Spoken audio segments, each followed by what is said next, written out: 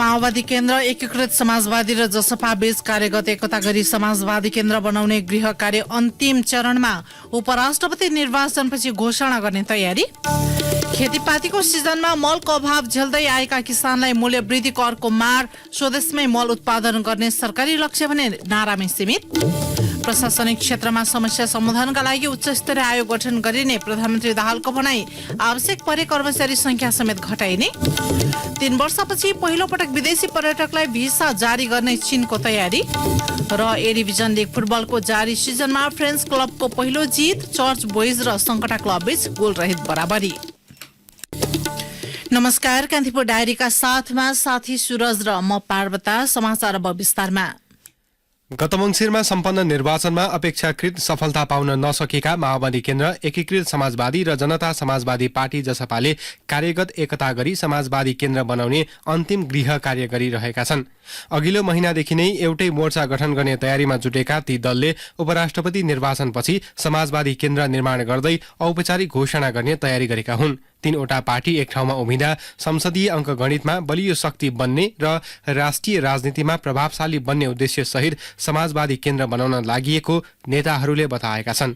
एक सामग्री। गत पुस 21 गते बिहिबार एकीकृत समाजवादी पार्टीको केन्द्रीय कमिटी बैठकले वाम एकताका लागि निर्णय गरेको थियो। महासचिव बेदुराम भूषालको नेतृत्वमा गंगालाल तुलाधर, प्रकाश ज्वाला र विजय पौडेल सदस्य रहेको कार्यदल पनि बन्यो। कार्यदलले वामपन्थीहरूसँग एकताका लागि छलफल र परामर्श गर्ने तयारी अघि बढायो। मुख्य गरी राष्ट्रपति निर्वाचन अघि जनता समाजवादी पार्टी जसपासँग कार्यगत एकताको तयारी गरेको सो पार्टीले राष्ट्रपति निर्वाचनमा राजनीतिक परिवेश फेरिएपछि रोकिएको थियो। राष्ट्रपतिमा राष्ट्रिय सहमति कायम गर्न बनेको 8 दलमा मुख्य गरी अहिले माओवादी केन्द्र एकीकृत समाजवादी पार्टी र जनता समाजवादी पार्टी जसपा बीच वाम एकताको तयारी तीव्र भइरहेको छ। एकीकृत समाजवादी पार्टीका उपमहासचिव गंगालाल तुलाधर उपराष्ट्रपति निर्वाचनपछि कार्यगत एकता अघि बढ्ने बताउँछन्। उनी भन्छन्, माओवादी केन्द्र हामी र जसपाको बीचमा अहिलेसम्म 3 पल्ट कुराकानीहरू भयो अनि 3 पल्ट कुराकानी हुँदाखेरि चाहिँ हामी अहिलेलाई पार्टी एकता भन्दा पनि अहिलेलाई कार्यगत एकता गरेर जाउँ।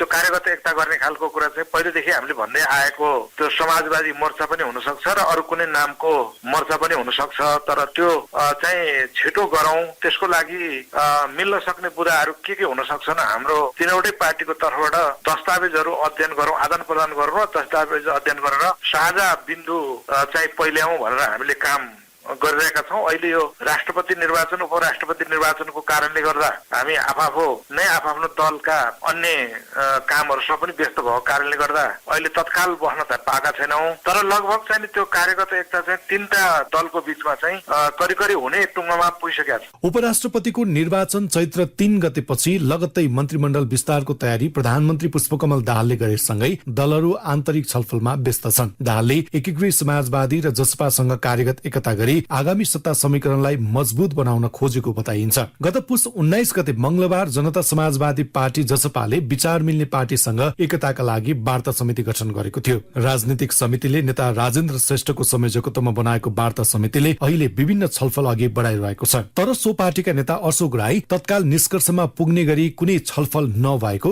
बताउँछन्। एकीकृत समाजवादीका साथसाथै अरू दलहरूसँग पनि वार्तालाई अगाडि बढाउन हामीले चाहिँ निर्देशित गरौँ। उहाँहरूले चाहिँ प्रारम्भिक चरणको वार्ताहरू त गर्नु भएको छ, तर अब प्रगति देखिने समय पनि भएको छैन।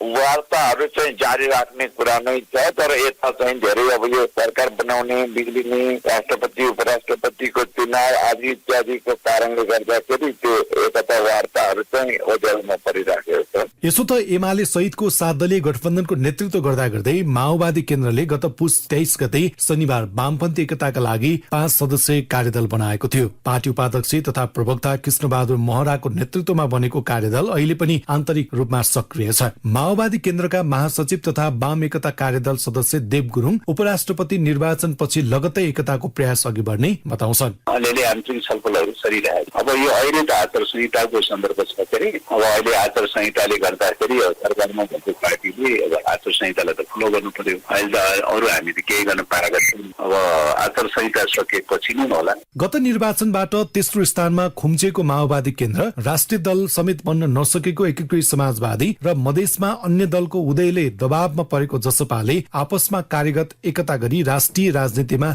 मजबुत रहेको सन्देश प्रवाह गर्न खोजिरहेका छन्। संसदमा माओवादी 32 सीट सहित तेस्रो, 12 सीट सहित जसपा छैटौं र 10 सीट सहित एकीकृत समाजवादी 7औं स्थानमा रहेका छन्। उनीहरूबीच कार्यगत एकता हुन सक्दा संसदीय अङ्कगणितको हिसाबमा आफ्नो प्रभाव विस्तार गर्ने मनसाय नेताहरूले राखेको बताइन्छ। रेडियो कान्तिपुरका लागि सन्तोष गन्धर्व। कान्तिपुर डायरीमा अब कान्तिपुर सविस्तारको पालो। कान्तिपुर सविस्तार। सरकारले रासायनिक मलमा मूल्यवृद्धिसँगै अनुदान पनि कटौती गरेको छ। खेतीपातीको मौसममा सधैँ अभाव झेल्ने गरेका किसानले अबदेखि मलमै बढी मूल्य तिर्नुपर्ने भएको छ। समग्रमा 70% अनुदान प्राप्त गर्दै आएका किसानले अबदेखि 60% मात्रै अनुदान पाउने भएका छन्। अन्तर्राष्ट्रिय बजारमा मूल्य वृद्धि र विनिमय दरमा आएको परिवर्तनले मलको मूल्य बढाउनु परेको सरकारले दावी गरेको छ। कृषक संगठन र सरकारवालाले भने सरकारी मूल्य वृद्धिले किसानलाई थप मारमा पार्ने बताएका छन्। किसानले झेलेको समस्या हटाउने एउटा दीर्घकालीन उपायको रूपमा रहेको स्वदेशमा मल उत्पादन गर्ने सरकारी लक्ष्य भने तत्काल पूरा हुने देखिँदैन।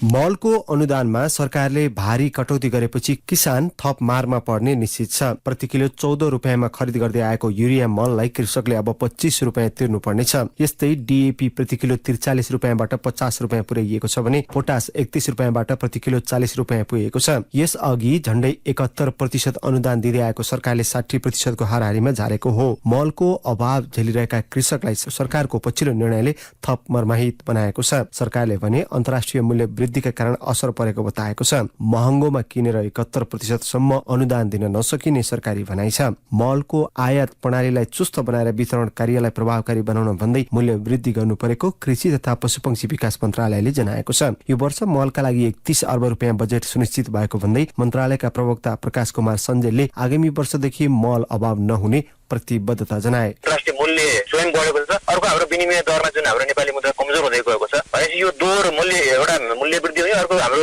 मुद्रा कमजोर हुने, यो दुईटाको कन्डिसनले गर्दाखेरि हामीले हामीलाई दिएको विनियोजित बजेटबाट कहिले पनि हामीले जति मल आवश्यक हो त्यो ल्याउन नसक्ने। त्यसै कारण गर्दाखेरि किसानहरूले हामी बरु केही मूल्य वृद्धि भए पनि आवश्यक परिमाणमा मलबाट भयो हुन्थ्यो भन्ने अधिकांश किसानको सुझाव पनि रहेको थियो। त्यसलाई सम्बोधन गर्ने गरी हामीले अहिले यो अनुदानको दरमा समायोजन गरिएको त्यति उल्लेख्य पनि छैन। करिब 12% को हाराहारी 11.78% अनुदान मूल्य कम भएको हो।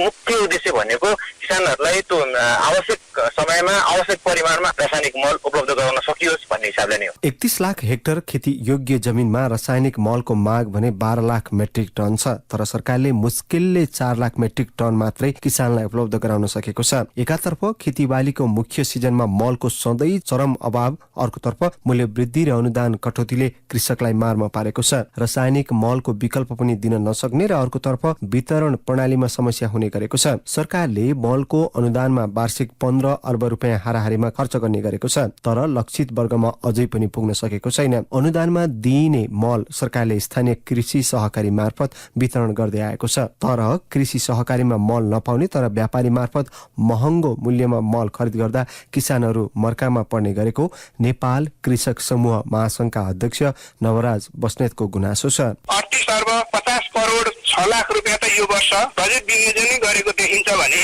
रकम अभावको कारणले मल ल्याउन सकेनौं भन्ने कुरा पनि होइन। दूरदराज जाने भने सहकारीकोमा मल छैन, तर व्यापारीकोमा चाहिँ मल, हाम्रो अनुदानका मलहरू चाहिँ त्यहाँ पनि पाउन सक्छौँ। त्यसो हुनाले यस्ता कुरातिर ध्यान नदिने, जसले चाहिँ यो बिक्री केन्द्रहरू छन् उनीहरूले जथाभावी रूपमा चाहिँ मल पठाउने र त्यसलाई नियन्त्रण गर्ने, अनुगमन गर्ने कुरातिर नसोच्ने र खालि अभावै अभाव जस्तो देखाएर हाहाकार मचाउने र कृषिलाई तहस नहस पार्ने हिसाबले जुन कुराहरू आएको छ, किसानलाई पनि यसबाट पलायन हुने तहमा चाहिँ अगाडि बढिरहेको स्थिति छ।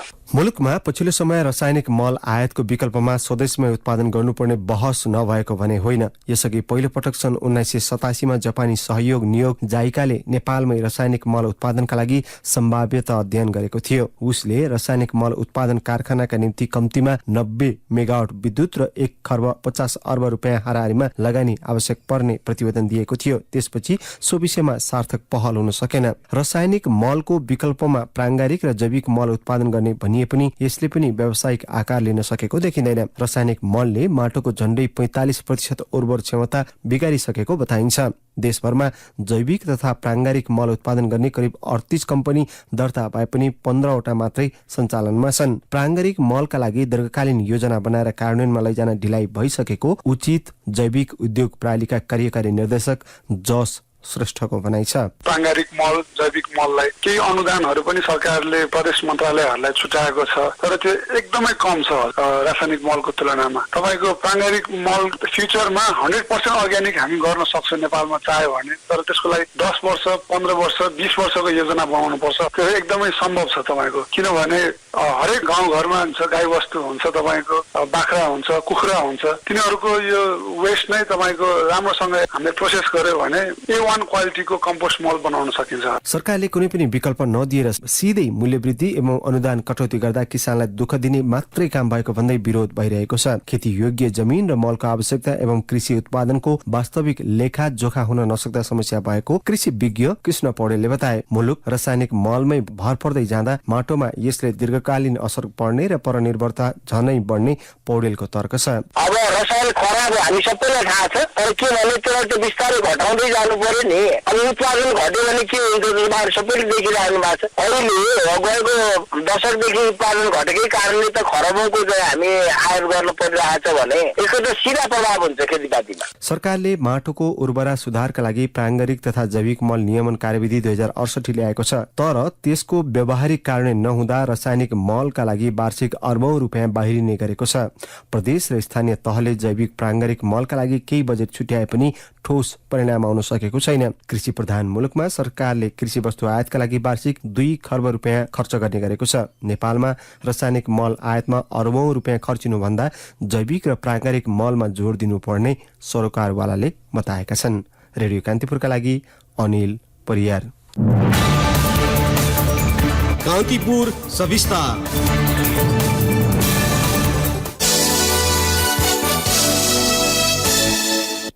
प्रधानमन्त्री पुष्पकमल दाहालले प्रशासनिक क्षेत्रका समस्या सम्बोधनका लागि उच्चस्तरीय प्रशासन सुधार आयोग गठन गरिने बताउनु भएको छ।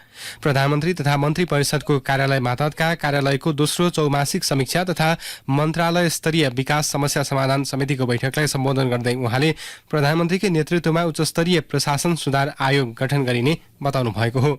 प्रशासनिक क्षेत्रमा विद्यमान समस्या समाधानका निम्ति सरकारले गम्भीर पहल गर्ने गरी तयारी गरिरहेको उहाँले जानकारी दिनुभयो। बैठकलाई सम्बोधन गर्दै प्रधानमन्त्री दाहालले आवश्यकता परेमा कर्मचारी कटौती गरिने समेत बताउनुभयो। अनावश्यक संरचनाको कटौती गरेर प्रशासन यन्त्र चुस्त बनाउनु पर्ने भन्दै त्यसका लागि आयोग गठन आवश्यक भएको दाहालको भनाइ छ। आयोगको अन्तिम प्रतिवेदन कुरेर कार्यान्वयनमा जानका लागि पर्याप्त समय नभएको भन्दै उहाँले आयोगले काम गर्दै जाने र सुझाव कार्यान्वयन गर्दै जाने व्यवस्था गर्नुपर्ने उल्लेख गर्नुभयो। कान्तिपुर डायरीमा अब ब्रेकको पालो। कान्तिपुर डायरीमा अब बाँकी प्रसंग। गाउँपालिका राष्ट्रिय महासंघले स्थानीय सरकारको सेवा प्रवाहलाई थप प्रभावकारी बनाउने गरी कर्मचारी व्यवस्थापन गर्न सरकारसँग माग गरेको छ। संहिता लागू भएको 6 वर्ष बितिसक्दा पनि सरकारले निजामती सेवा ऐन ल्याउन नसकेको प्रति चिन्ता व्यक्त गर्दै महासंघले स्थानीय तहको सेवा प्रवाहलाई थप प्रभावकारी बनाउने गरी कर्मचारी व्यवस्थापन गर्न माग गरेको हो। संघीय मामिला तथा सामान्य प्रशासन मन्त्री अमरलाल मोदीलाई ज्ञापन पत्र बुझाउँदै महासंघले स्थानीय तहमा कार्यरत कर्मचारीको सिटरोल दर्ता, तलबी प्रतिवेदन, अभिलेख व्यवस्थापन लगायत विषयलाई संघीय कानूनले नै स्पष्ट पार्नुपर्ने माग गरेको छ। स्थानीय सरकारमा रहेका कर्मचारीको स्पष्ट मापदण्ड र कानून बिना नै सरुवा हुँदा दुर्गमका गाउँपालिकामा थुप्रै पद खाली भई कार्य सम्पादन र सेवा प्रवाहमा प्रतिकूल असर परिरहेको महासंघको भनाइ छ। शिक्षा तथा मानव स्रोत विकास केन्द्रले शिक्षक दरबन्दी मिलानका लागि खुद पुल दरबन्दी भएका स्थानीय तहलाई चैत मसान्तभित्र विवरण पठाउन निर्देशन दिएको छ। खुद पुल दरबन्दी कट्टा गर्न बाँकी रहेका स्थानीय तहलाई सम्बन्धित शिक्षा विकास तथा समन्वय इकाइ मार्फत चैत मसान्तभित्र विवरण पठाउन केन्द्रले निर्देशन दिएको हो। सो खालको दरबन्दी रहेको कट्टा गर्नुपर्ने रिक्त दरबन्दी राहतको विवरण पठाउन निर्देशन दिइएको छ। यसै कटौती हुने खुद पुल दरबन्दी रहेको स्थानीय तहबाट तोकिएको सोही जिल्लाको अर्को दरबन्दी थप हुने स्थानीय तह वा सोही प्रदेशको दरबन्दी थप हुने अर्को जिल्लाको स्थानीय तहमा दरबन्दी थप सहित सरुवा भई जान इच्छुक शिक्षकको निवेदन माग र संकलन गरी सो सहितको विवरण पठाउन केन्द्रले भनेको छ। विवरण पठाउँदा समेत खुदफुल दरबन्दी बाँकी रहने भए राहत र दरबन्दीमा अस्थायी रूपमा कार्यरत शिक्षकको अलग अलग कनिष्ठताको सूची तयार गरी पठाउन समेत निर्देशन दिइएको छ। शिक्षक दरबन्दी मिलान तथा व्यवस्थापन कार्यविधि 2076 अनुसार शिक्षक दरबन्दी मिलान तथा व्यवस्थापनको कार्यका लागि विवरण पठाउन बाँकी स्थानीय तहलाई निर्देशन दिइएको हो।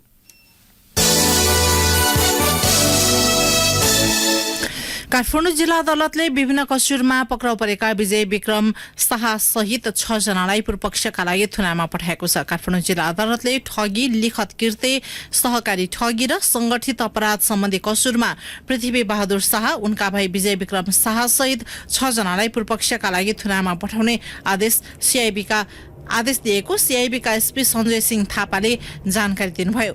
सो कसुरमा पक्राउ परेका 7 प्रतिवादी मध्ये भक्तपुरकी 24 वर्षीय विनेता तामाङ 50,000 रुपियाँ धरोटीमा छुटेकी छन्।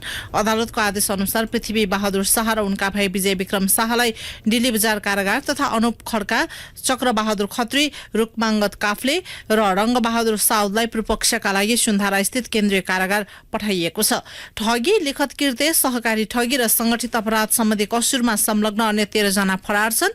अमेरिकामा अनलाइन मार्फत ठगी गरेको रकम नेपाल ल्याएको आरोपमा शाहलाई सीआईबीले पक्राउ गरेको थियो। उनीहरू विरुद्ध ब्युरोमा 24 वटा उजुरी परेको छ। चैत 3 मा हुने उपराष्ट्रपतिको निर्वाचनका लागि आज मध्यरातीबाट मौन अवधि लागू हुने भएको छ। मौन अवधिमा कुनै पनि प्रकारको प्रचार प्रसारमा निषेध गरिएको निर्वाचन आयोगले जनाएको छ। आयोगले आज राति 12 बजेपछि मतदानको दिन चैत 3 गते मतदान केन्द्र बन्द नभएसम्म प्रचार प्रसार निषेधको अवधि कायम रहने जनाएको हो। यसअघि आयोगले फागुन 17 देखि चैत 5 गतेसम्म कायम रहने गरी निर्वाचन आचार संहिता जारी गरेको थियो। निर्वाचनलाई स्वच्छ, निष्पक्ष, स्वतन्त्र, विश्वसनीय, पारदर्शी तथा भयमुक्त वातावरणमा सम्पन्न गर्न मतदान हुने दिनको अघिल्लो 48 घण्टादेखि मतदानको दिन मतदान केन्द्र बन्द नहुन्जेलसम्म प्रचार प्रसार निषेधको अवधि लागू हुने निर्वाचन आचार संहितामा उल्लेख छ। सो अवधिमा निर्वाचन प्रचार प्रसार लगायत कुनै पनि प्रकारका छलफल, अन्तर्क्रिया, सभा, सम्मेलन, कार्यशाला, गोष्ठी आदि गर्न पाइँदैन। साथै उम्मेद्वारको पक्ष वा विपक्षमा कुनै पनि प्रकारको प्रचार प्रसार गर्न, मत माग्न, एसएमएस, फेसबुक, भाइबर जस्ता विद्युतीय माध्यम तथा सामाजिक सञ्जालबाट मत माग्न निषेध गरिएको छ। कान्तिपुर डायरीमा अब कैलाली डायरीको पालो। कैलाली डायरीबाट डीआर पन्तको नमस्कार। सुदूरपश्चिम प्रदेश सरकारले आर्थिक विकास र स्वावलम्बनमा उहाँले काम गरेको भन्ने महिला अटो चालकहरूलाई सम्मान गरेको छ।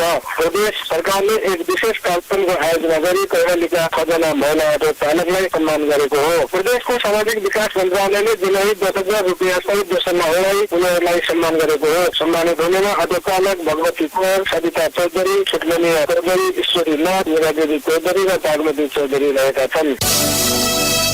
अत्तरिया गंगडी छालियन सडकमा उपमहानगरले लगाएका बिरुवाले चोरी हुन थालेका छन्। सडक सौन्दर्य र पर्यावरणीय महत्व राख्न उपमहानगरले छालियन सडकको 16 किलोमिटर क्षेत्रमा बिरुवाहरू रोपेको थियो। छालियन सडक खण्डमा यसअघि पनि बिरुवा चोरी भएको उपमहानगरले जानकारी दिएको छ। उपमहानगरको वडा नम्बर 3 र 4 मा पर्ने त्रिभुवन चौकमध्ये यसरी बिरुवा चोरी हुन थालेका हुन्। उपमहानगरले सडकको मिडियनमा अहिलेसम्म 3090 बिरुवा लगाएको छ। बिरुवाको सुरक्षाका लागि सडक मिडियनमा ताजाली झरे पनि बिरुवा चोरीको क्रम भने रोकिएको छैन। कैलाली कञ्चनपुरमा मात्र बसोबास गर्दै आएका आदिवासी राणापारो समुदायले आज होलीको अन्तिम दिन खडेरा पर्व मनाएका छन्। 38 दिनसम्म राणापारोहरूले आफ्नो जातीय संस्कार अनुसार होली पर्व मनाउने गरेका छन्। होलीको अन्तिम दिन आज खडेरा पर्व मनाएपछि राणापारोहरूको होली विधिवत रूपमा समापन हुने गरेको राणापारो समाजका अध्यक्ष कमल राणाले बताउनुभयो। माघ पूर्णिमादेखि फागुन पूर्णिमासम्म राणापारोहरूले जीवित होली र त्यसपछिका 8 दिनसम्म मृत होली मनाउने गरेका छन्। नमस्कार। कैलाली डायरीबाट आजलाई यति नै। डीआर पन्तलाई बिदा दिनु। नमस्कार।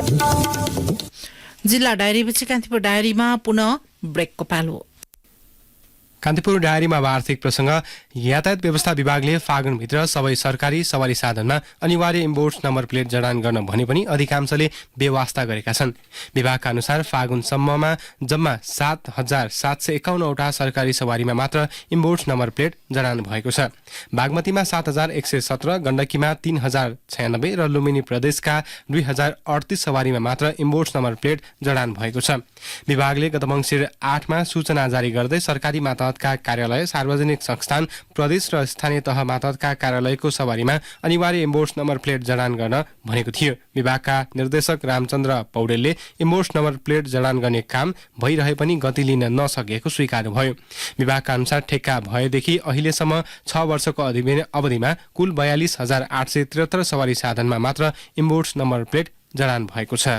उद्योग परिसंघ CNI ले नेपालमा लगानी विस्तार गर्न चिनिया लगानीकर्तालाई आग्रह गरेको छ। नेपाल उद्योग परिसंघ र China council for the promotion international trade CCPIT को संयुक्त आयोजनामा काठमाडौँमा भएको कार्यक्रममा परिसंघले लगानी विस्तार गर्न चिनिया लगानीकर्तालाई आग्रह गरेको हो। परिसंघका अध्यक्ष विष्णु कुमार अग्रवालले चीनसँग भएका औद्योगिक प्रणाली, बलियो पुँजीगत आधार र उत्कृष्ट प्रवृत्तिलाई नेपालमा भित्राएर उपयोग गर्नुपर्नेमा जोड़ दिनुभयो। CCPIT का उपाध्यक्ष जङ साओगाङले चीन र नेपाल बीच द्विपक्षीय व्यापारलाई थप प्रवर्धन गर्नुपर्ने, व्यापार प्रवर्धनका लागि नेपाल र चीनमा मेला, प्रदर्शनी लगायत कार्यक्रम बढाउनु पर्नेमा जोड़ दिनुभयो। लघुवित्त संस्थाले किसानलाई ठगी गरेको भन्दै त्यस विरुद्ध पीडितहरूको संघर्ष समितिले आज काठमाडौँको माइती घरमा प्रदर्शन गरेका छन्।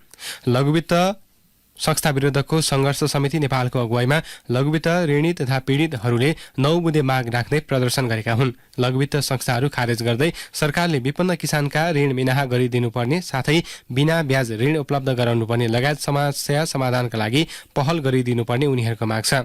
पछिल्लो समय देशका विभिन्न स्थानमा लघुवित्त संस्थाहरूले विपन्न किसानलाई ठगी गरेको भन्दै विरोध भइरहेका छन्।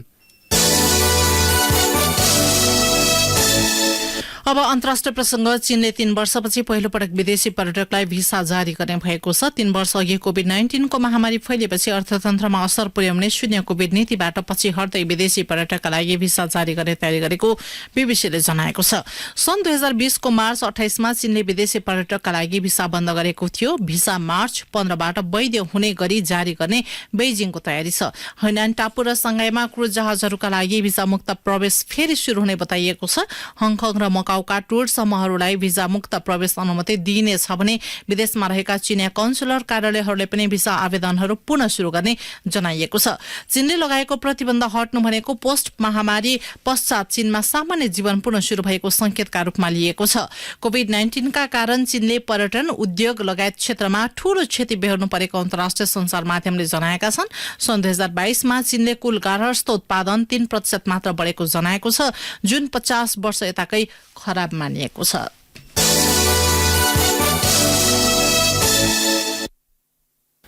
अब खेल प्रसंग। शहीद स्मारक ए डिभिजन लीग फुटबलको जारी सिजनमा जावलाखेल युथ क्लबलाई 2-1 गोल अन्तरले पराजित गर्दै फ्रेन्च क्लबले पहिलो जित निकालेको छ। दशरथ रंगशालामा भएको खेलमा फ्रेन्चले 19औं मिनेटमा रफिक अमिनुको गोलबाट अग्रता लिएको थियो। त्यसपछि उसका लागि प्रकाश बुढाथोकीले 40औं मिनेटमा गोल गरेका थिए। पहिलो हाफमा 2-0 को गोल अन्तरले पछि परेको जावलाखेलका लागि विदेशी खेलाडी फोदे फोफानले 87औं मिनेटमा गोल फर्काएका थिए। यसैबीच ललितपुरको च्यासल मैदानमा भएको अर्को खेलमा चर्च बोइज युनाइटेड क्लब र संकटा क्लबले गोलरहित बराबरी खेल्दै अङ्क बाँडेका छन्। बराबरी भए पनि अङ्क तालिकामा 4 खेलबाट 10 अङ्कका साथ चर्च बोइज पहिलो स्थानमा कायमै छ भने समान खेलबाट 5 अङ्कका साथ संकटा 8औं स्थानमा छ। यसैबीच दशरथ रंगशालामा अहिले विभागीय टोली, नेपाल पुलिस क्लब र मच्छिन्द्र फुटबल क्लब बीच प्रतिस्पर्धा भइरहेको छ। विराट गोल्ड कप फुटबल प्रतियोगिताको पुरस्कार राशि 5 लाख रुपियाँले वृद्धि गरिएको छ। विराटनगरको शहीद रंगशालामा चैत 9 गतेदेखि आयोजना हुने 6औं संस्करणको विराट गोल्ड कप फुटबल प्रतियोगिताको पुरस्कार राशि बढाएर 20 लाख रुपियाँ कायम गरिएको हो। त्यसैगरी उपविजेता टोलीले 10 लाख रुपियाँ प्राप्त गर्ने आयोजक विराट गोल्ड कप ट्रस्टले जनाएको छ। यसअघि प्रतियोगिताको 5औं संस्करणको विजेता सशस्त्र प्रहरीको एफएफले 15,15,000 र उपविजेता पंजाब पुलिसले 7,51,000 रुपियाँ प्राप्त गरेको थियो। यसैगरी प्रत्येक खेलको विजेता टोली नगद 25,000 रुपियाँ प्राप्त गर्नेछन्। प्रतियोगितामा 3 विभागीय तथा भारतका 2 टोली, दिल्ली एफसी र केरलामा रहेको लुका सकर सहित 8 टिमको सहभागिता रहने आयोजकले जनाएको छ। अन्त्यमा यस बुलेटिनका प्रमुख प्रसंग पुनः एकपटक। माओवादी केन्द्र एकीकृत समाजवादी र जसपा बीच कार्यगत एकता गरी समाजवादी केन्द्र बनाउने गृह कार्य अन्तिम चरणमा उपराष्ट्रपति निर्वाचनपछि घोषणा गर्ने तयारी। खेतीपातीको सिजनमा मलको अभाव झेल्दै आएका किसानलाई मूल्य वृद्धिको अर्को मार। स्वदेशमै मल उत्पादन गर्ने सरकारी लक्ष्य भने नारामै सीमित। प्रशासनिक क्षेत्रमा समस्या समाधानका लागि उच्च स्तरीय आयोग गठन गरिने प्रधानमन्त्री दाहालको भनाई। आवश्यक परे कर्मचारी संख्या समेत घटाइने। 3 वर्षपछि पहिलो पटक विदेशी पर्यटकलाई भिजा जारी गर्ने चीनको तयारी। र ए डिभिजन लिग फुटबलको जारी सिजनमा फ्रेन्च क्लबको पहिलो जित। चर्च बोइज र सङ्कटा क्लब बीच गोलरहित बराबरी। हवस् त यिनै प्रसङ्गसँगै कान्तिपुर डायरीको यो बुलेटिन यही सकिन्छ। राति 8 बजे सेक्युरिटी एन्ड क्राइम डायरी हुनेछ। सुरज र म पार्वता आज्ञा माग्छौँ। नमस्कार।